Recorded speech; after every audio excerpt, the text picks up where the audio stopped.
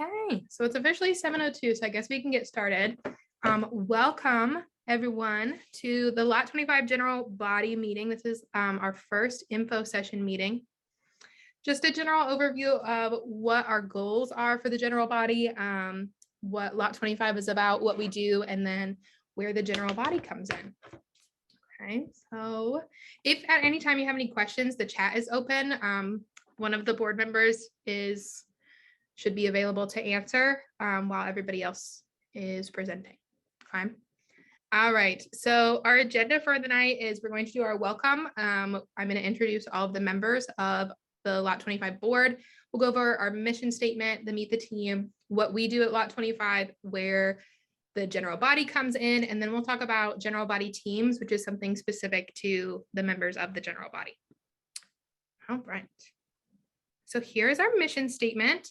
It is a verse from the book of Matthew, verse 25:40. It says, "Truly I say to you, as you did to one of the least of these, my brothers, you did it to me." So that kind of encompasses everything. And then we'll kind of explain how we put those words to action.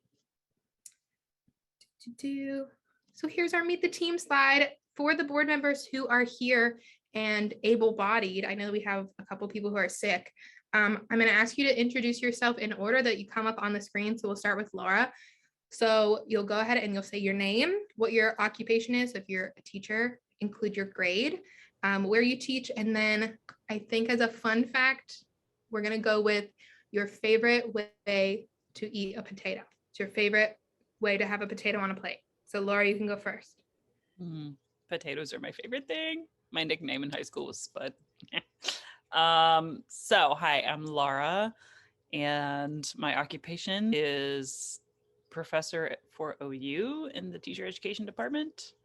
And my favorite way to eat potatoes is seasoned fries. Oh, that's a good one. Specifically like Denny's. Yeah, good stuff. Phil. Hi, I'm Phil. See here, my occupation, I guess I teach IT technology for a local community college, and my favorite way to eat potatoes, it's got to be mashed or nothing. Understandable. All right, I am next. My name is Kennedy Humphreys. I'm the general body coordinator or the co-coordinator for LOT. I am a 3rd and 4th grade virtual teacher in Pittsburgh. And my favorite way to eat a potato is hashed with gravy on top, like sausage gravy, like at breakfast. Y'all know what I'm talking about? At least I hope you do. Yeah. All right. All right. I'm Jasmine Whittington. I am another co-coordinator for the general body.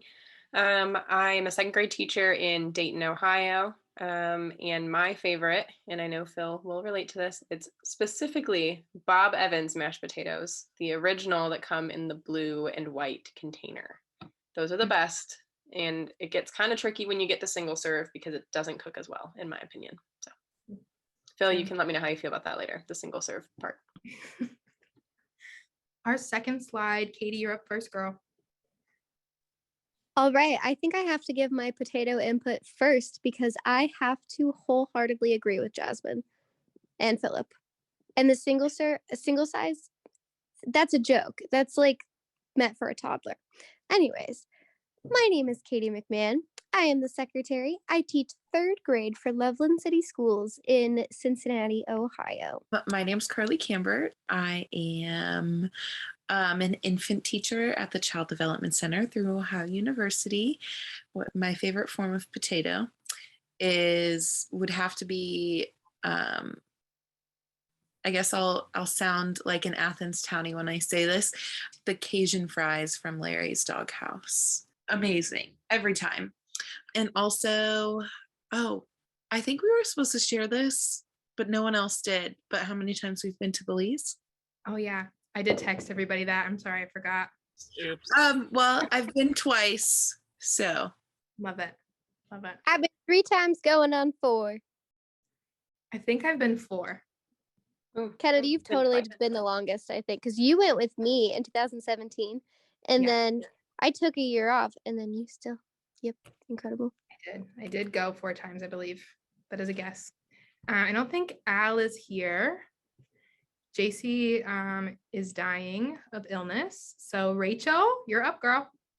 My name's Rachel. I teach second grade at Guilford County Schools in Greensboro, North Carolina. So a ways away from the Ohio branch, but I'll make it back one day. I'm the web designer for Lot 25, and I've been to Belize 3 times, going on 4. Love it. So our lovely ladies who either are not here or are not able-bodied, we have Allie Sansabello. She's here in the middle. She's our social media manager. She is in charge of our Facebook, Twitter, and Instagram. And then we have our lovely lady, JC, Miss Gibson. She is our lovely photographer. She's awesome at what she does. She's just under the weather today, so we are speaking for her. All right, so let's dive into what is Lot 25 and what we do. Lot 25 provides students in San Narciso with access to education by providing funds to those who need it. We figure out who needs it through an application process, which we will talk about in depth a little bit later. This allows them to continue their education through college. This is made possible by fundraising, donations, etc. When needed, we do travel to Belize as well to meet with the students, teachers, families, and build connections with them on a more personal level. So we're not just some people on the internet that help them get through college. And we also provide service where it's needed. So sometimes when we're there, people will request help with certain things. And so we can help find resources or help provide that help ourselves. So where the general body comes in, where you guys are important, is there are only, 9 of us? And that's not very many people to service an entire section of a small country. So our main goal is to grow the org. The more hands on deck we have, the bigger of an impact we can have on a community. We're also looking to up our fundraising. That's pretty big. Without fundraising, without funds, our reach is limited. Then we also have application review. For students to be awarded scholarships, they do have to go through an application process, which we'll talk about. There are many, many students. Most of them are going to apply when given the opportunity to. That's a lot for just us to go through. So we're hoping that the general body can at least kind of take the load off in making sure that they're at least complete and all that good stuff. And then we also have the opportunity for service trips. Like Jasmine said, we don't want to just be random people on the internet that hand out scholarships just because. We want to go down and make connections with the people of Belize. They are so kind, they are so sweet, they are so generous. I know that all of the board members, including myself, talk with the students and the families on a regular basis. They are always texting, messaging, calling, FaceTiming. So that is my favorite part. But anyway, we'll get into fundraising first, and then we'll move on to all the other areas that you guys are going to help us out with and kind of explain them. And then we'll move into how to get that ball rolling. All right, so fundraising breakdown. Our funds come completely from outside donors and fundraising. Right now, as you guys can see, it's 94% come from corporate donations or private donations. And those are just people who we've made connections with throughout the years, whether that be college or, dancing at a wedding and you run into somebody and you're just, I don't know, just random connections, lots of networking, always networking. And then obviously, as you can see, we've got 4% from our t-shirt sales and 2% from our individual donations. So we are looking to bring that percentage up. We love doing t-shirt sales. I mean, Laura's wearing one right now. They're always very cute. We have a few, I feel like we've had like 5 people make them. I don't know, but we love doing t-shirt sales. And it's a good way also to kind of get the word out there about who we are and everything. So we're looking to kind of focus on that a little bit more and different ways to fundraise as well. We're always open to new ideas, and the more people who come into our general body team, they will be able to come with those new ideas. So if you can go to the next slide, Ken. All right. So to meet the students' needs, we do have 3 different tiers. Tier 1, it covers transportation only, and these are needs that the students tell us that they need through the application process, which we will talk about actually on the next slide. So the tier 1 covers transportation only. Tier 2 is supplies, so like books, computers, uniforms, materials, and we also do provide, when needed, tablets and laptops and things like that. And tier 3 is full tuition, so that is $500 a year, which is 1,000 Belizean.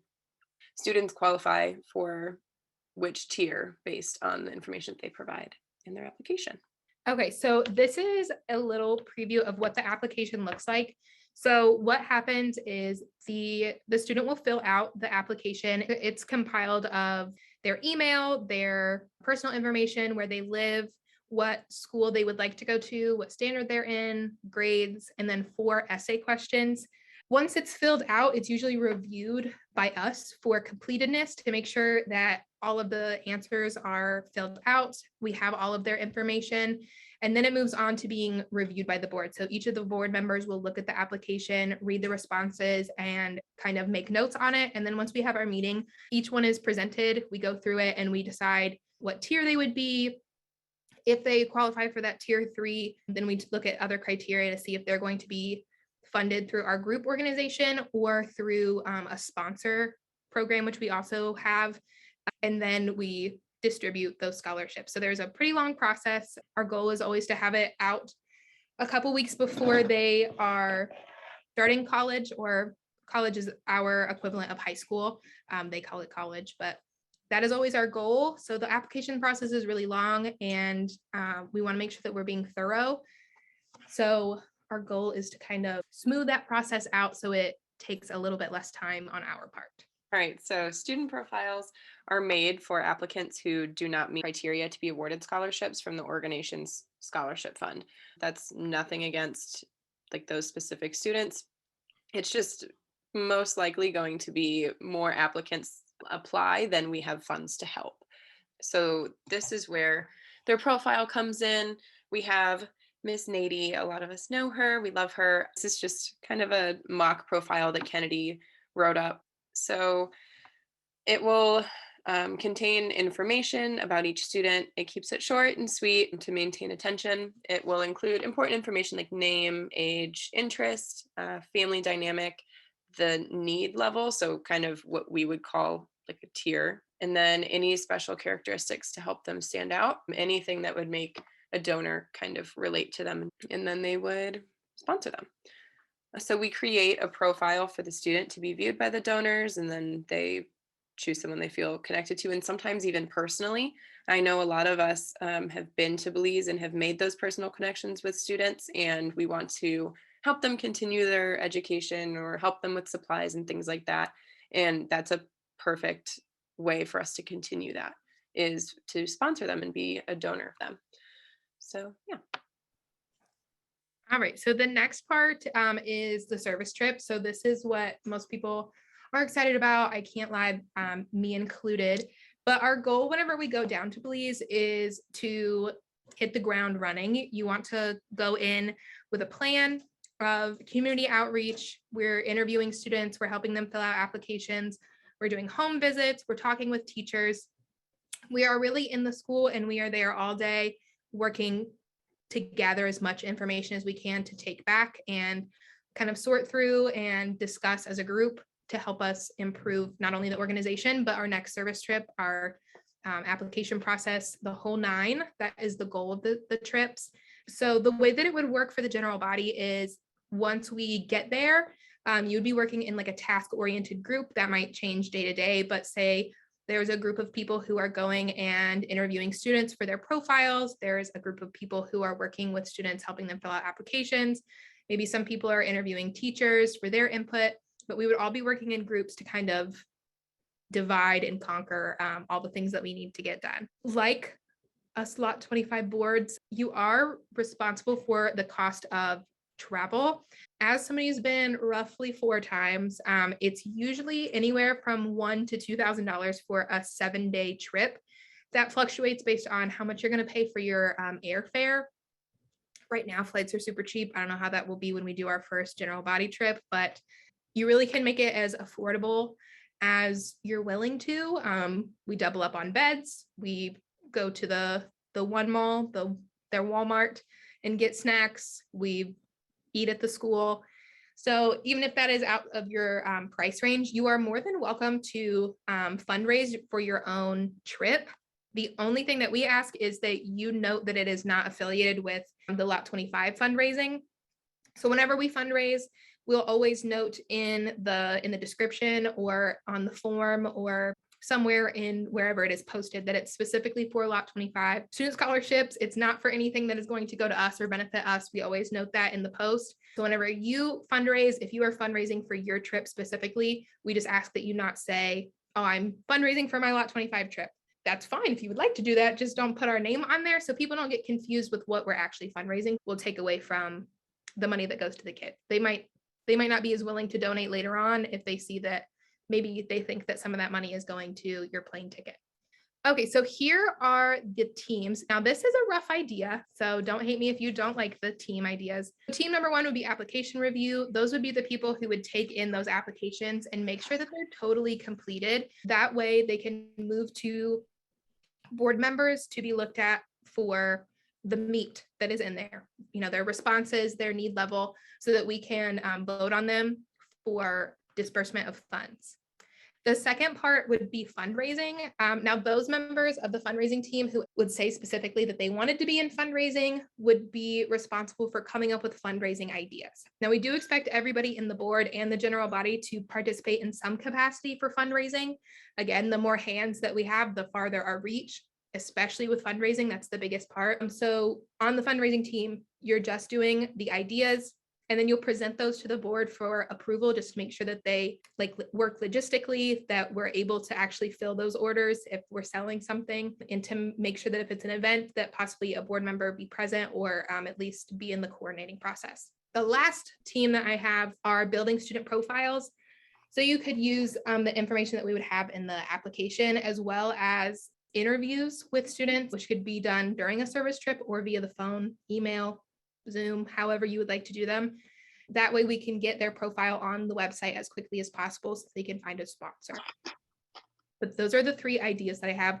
I am more than happy to hear any other ideas of what teams you would like to see in the group.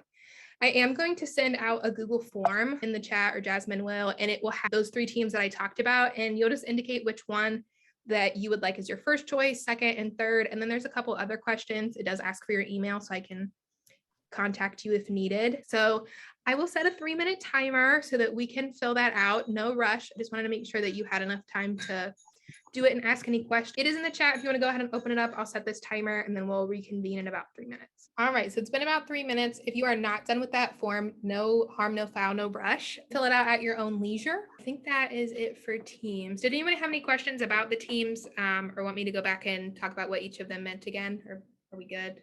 I do want to throw out there really quick.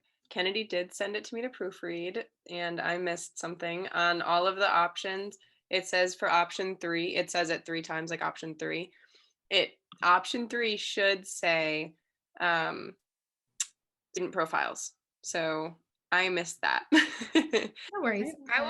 I'll send it out again in an email with the recording, so that if you would like to refill it out, you can. If not, I'm not going to be offended. I'll take what you gave me.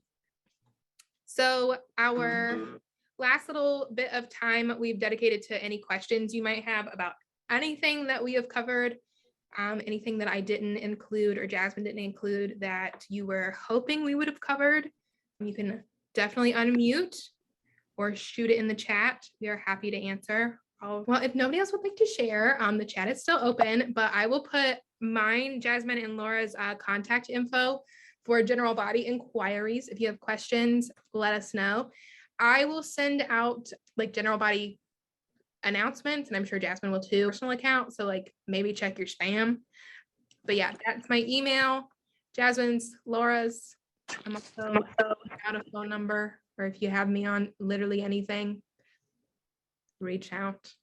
That's all I had. For coming and listening to us talk for 32 minutes. It's much appreciated.